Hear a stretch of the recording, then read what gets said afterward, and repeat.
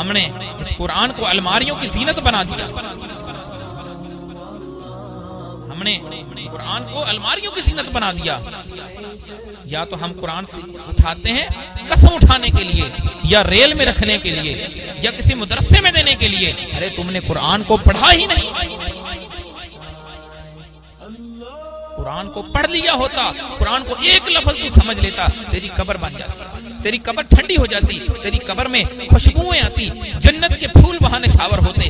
اگر تو نے قرآن کو سمجھ لیا ہوتا تو تو آج اس طرح ذلیل نہ ہوتا، آج رسوا نہ ہوتا، تیری قبر روشن ہو جاتی. قرآن کو سمجھ لیتا، تیری حشر کے اندر تیری نیکیاں بن جاتی. قرآن کو سمجھ لیتا، تیری اولاد اچھی ہو جاتی، تیری اولاد کی تربیت اچھی ہو جاتی. قرآن کو سمجھ لیتا، یتیم کا مال نہ کھاتا. قرآن کو سمجھ لیتا، بیٹیوں کا مال نہ کھاتا. قرآن کو سمجھ لیتا، بیویوں کے اوپر تشدد نہ کرتا. قرآن کو سمجھ لیتا، ماں باپ کا نافرمان نہ ہوتا. قرآن کو سمجھ لیتا، دوسروں کا مال ہڑپ نہ کرتا. قرآن کو سمجھ لیتا، فحاشی اور یعنی کی طرف نہ جاتا.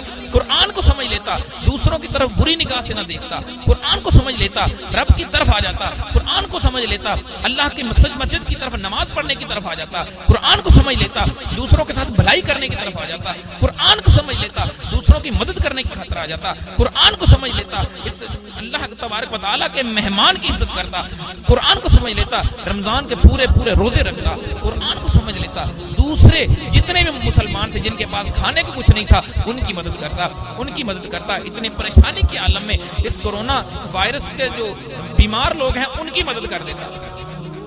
یہ قرآن کو سمجھ لیتا، اپنی قبر بہتر بنا لیتا. قرآن کو سمجھ لیتا، اپنی حشر بہتر بنا لیتا. تم نے قرآن کو سمجھا ہی نہیں. قرآن کو پکڑا تو الماریوں کی زینت بنا دی.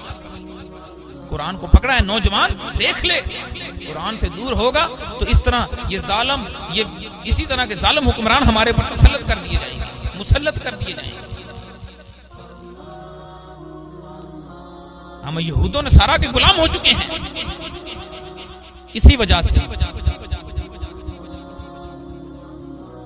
تو پلیز درخواست ہے میری، قرآن کی طرف آؤ، اللہ کے فرمان کی طرف آؤ.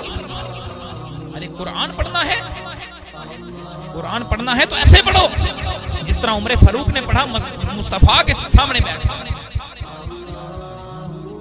مصطفیٰ کی بارگاہ میں بیٹھ کر جس طرح عمر فاروق نے پڑھا ایسے قرآن پڑھ. قرآن پڑھنا ہے تو عمر فاروق کی طرح پڑھ. قرآن پڑھنا ہے ابو بکر کی طرح پڑھ. قرآن پڑھنا ہے تو بلال والا عشق لے کر پڑھ. قرآن پڑھنا ہے تو عمر فاروق والی محبت لے کر پڑھ. قرآن پڑھنا ہے عثمان والا حیا لے کر پڑھ. قرآن پڑھنا ہے سیدۃ النساء کی طرح پڑھ. قرآن پڑھنا ہے علی المرتضیٰ کی طرح پڑھ. قرآن پڑھنا ہے تو امام حسن مجتبیٰ کی طرح پڑھ. قرآن پڑھنا ہے تو حضرت امام حسین کی طرح پڑھ جنہوں نے قرآن پڑھنے کا حق ادا کر کے رکھا. سر نیزے پر ہے اور قرآن کی تلاوت جاری. مصطفیٰ کی آل اور قرآن کا آپس میں بڑا گہرا تعلق ہے. اگر قرآن سے پوچھو گے کہ مصطفیٰ کی آل کی شان کیا ہے تو قرآن فرمائے گا کہ دنیا والوں، نبی کی آل تو وہ ہے کہ جس سے ناپاکیوں کو دور کیا جاتا ہے. اگر قرآن سے یہ پوچھو گے کہ نبی کی آل کیا ہے تو قرآن بتائے گا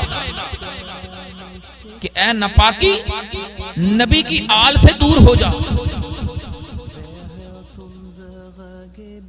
تو اگر نبی کی آل سے پوچھو گے قرآن کیا ہے تو سر کٹ جائے گا، نیزے پہ چڑھ جائے گا. قرآن کی تلاوت جاری و ساری رہے گا. قرآن کی تلاوت جاری و ساری رہے گا. یہ ہے قرآن، یہ ہے اللہ تبارک و تعالیٰ نے جو قرآن کی شان بیان کی ہے. یہ ہے قرآن. قرآن نہیں ہے جس طرح تم کرتے ہو.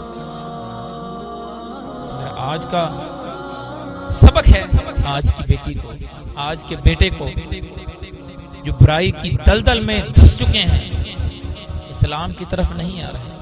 ایک رات آنی ہے جو کہ قبر میں آنی ہے، اس رات کے لیے تیاری پکڑ لو. ایک رات آنی ہے جب اندھیری کوٹھڑی میں تمہیں ڈال دیا جائے گا، تمہیں کوئی پوچھنے والا نہیں ہوگا. اگر قرآن پڑھا ہوگا تو قرآن والا آ کر اس قبر کو روشن کر دے کہ لوکاں مینوں آن ڈرایا رات قبر دی کالی. یہ بندہ عام بندہ کوئی نہیں کہے گا، وہ کہے گا کہ دنیا کے اندر قرآن پڑھتا رہا، مصطفیٰ کا فرمان پڑھتا رہا. یہ وہ بندہ کہے گا کہ لوکاں مینوں آن ڈرایا رات قبر دی کالی، پر میں سنیا اوتھے اونے آنا جندے موڈے کمی.